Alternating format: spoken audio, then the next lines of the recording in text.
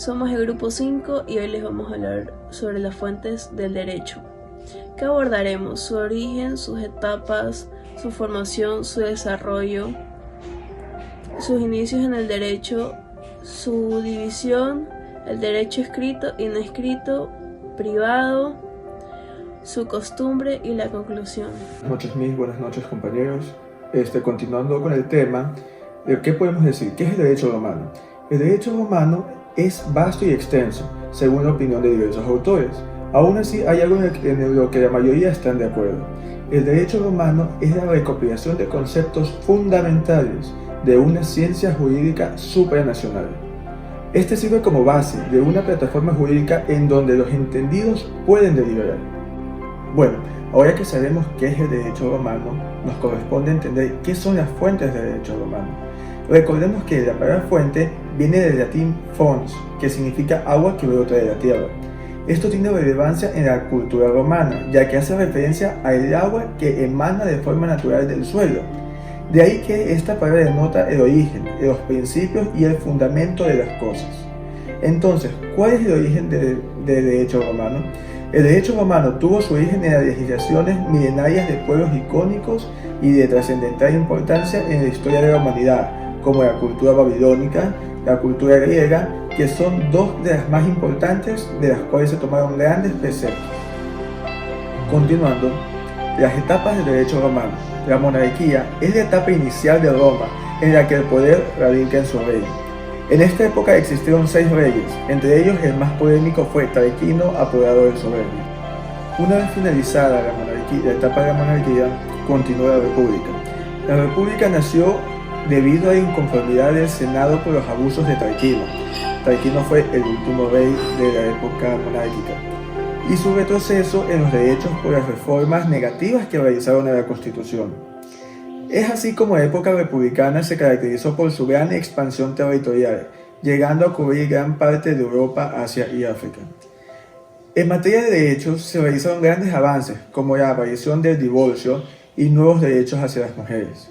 Sin embargo, esto no fue suficiente para convencer a las clases bajas, que veían con malos ojos los excesivos beneficios que gozaban las élites de aquella época. Posterior a la República, comenzó lo que se denomina el triunvirato. El triunvirato fue una etapa en la cual asumieron el poder 3 personas, Julio César, Pompeyo y Marco Craso. Después de algunos años de asumir el poder, Marco Craso falleció, lo cual dejó en el poder a Julio César y a Pompeyo. Al Pompeyo estar en la ciudad de Roma y Julio César ser un militar el cual no estaba en la ciudad, Pompeyo se autoproclamó rey, lo cual no le gustó, no satisfació ni a Julio César ni a las élites de aquella época. Por ese motivo Julio César regresó nuevamente a Roma y se produjeron conflictos internos, lo cual desembocó en la huida de Pompeyo hacia Egipto, lo cual después continuó en su muerte. Julio César quedó como único rey y monarca de Roma. Después de esto, Julio César trabajó junto con las autoridades para llevar y satisfacer a las personas de bajos recursos de la época, los cuales propiciaron el triunvirato ya que no estaban conformes con los beneficios que tenían las élites. Esto tampoco le gustó a las personas que estaban en el poder, a las élites, lo cual desembocó en el asesinato de Julio César. Con la muerte de Julio César culminó el triunvirato y dio inicio a lo que conocemos como el Imperio Romano. Posterior al triunvirato comenzó lo que conocemos como el Imperio Romano. El Imperio Romano tuvo a Octavio como primer emperador, quien fue el nieto sobrino de Julio César. Él llegó al poder gracias a la ayuda de la élite de Roma, así mismo como los militares y el pueblo. Posterior a Octavio asumió el imperio Tiberio. Él fue uno de los emperadores más reconocidos por su legislación.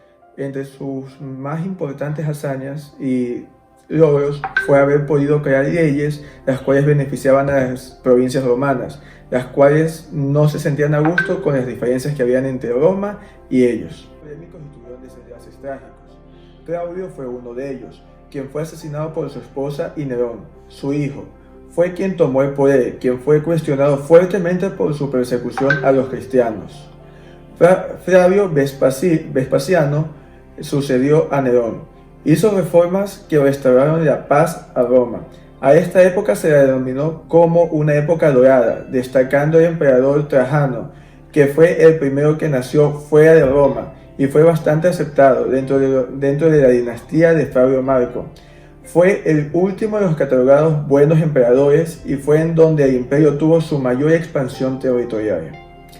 Posterior al asesinato del emperador Cómodo, reaparecieron nuevamente los problemas por sucesión, los cuales desembocaron en una larga guerra civil y el ascenso al poder de la dinastía Severa, la cual afrontó grandes problemas de guerras internas y acecho de los pueblos exteriores, que conlleva una crisis política, económica y social.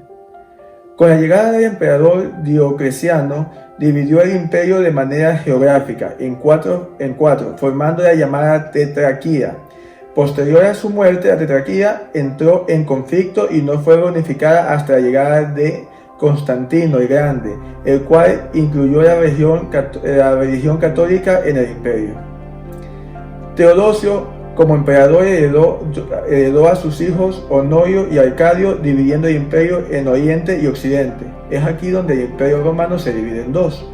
El imperio de Occidente poco después de esto desapareció, producto de los ataques y las guerras civiles que sufrió. En el año 1453 cae el imperio romano, junto con Constantinopla, último vestigio del imperio romano de Oriente. La historia de Roma desde sus inicios plantea una evolución que corresponde a la civilización, como fue capaz de adaptar su política y legislación a las peculiaridades que traía consigo la gran expansión.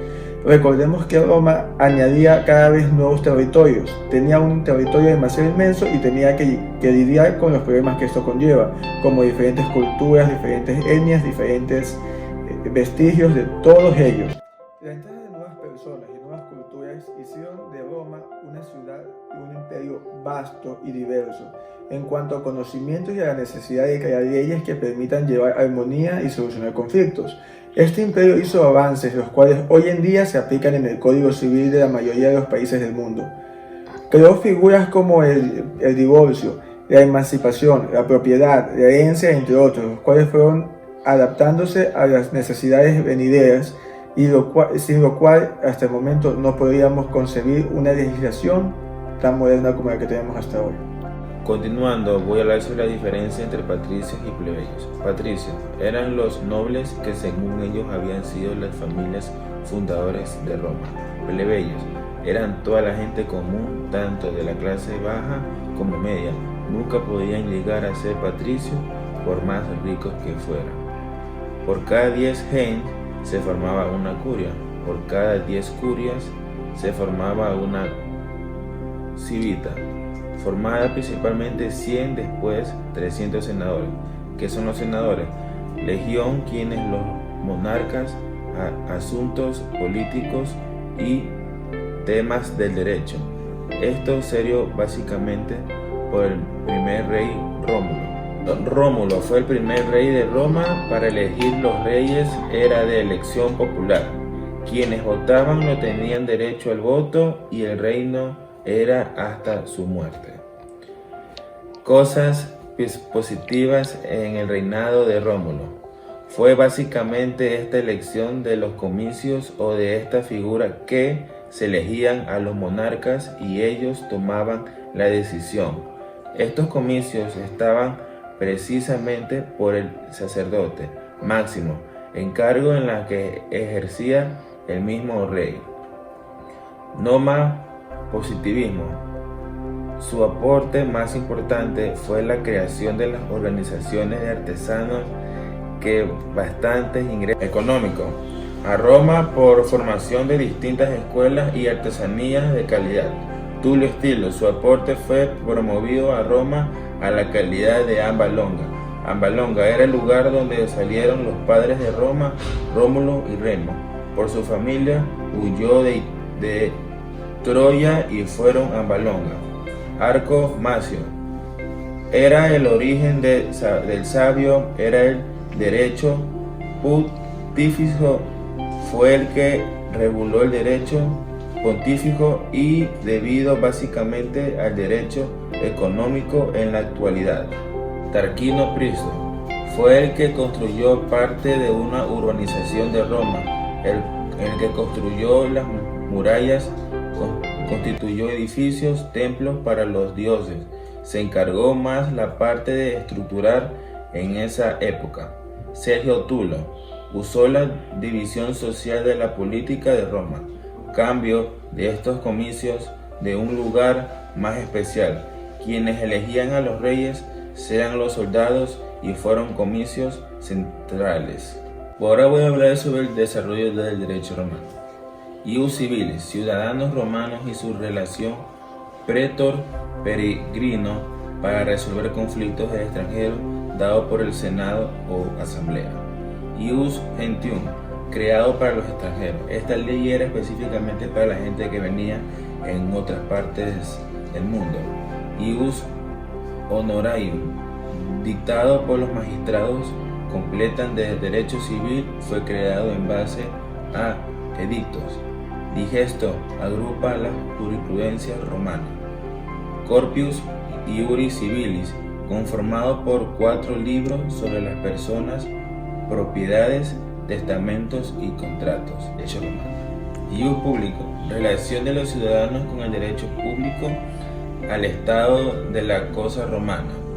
Persigue un interés social o colectivo, conjunto de normas que regulan la constitución y actividad del Estado y las relaciones que ese mismo Estado tiene como particularidades.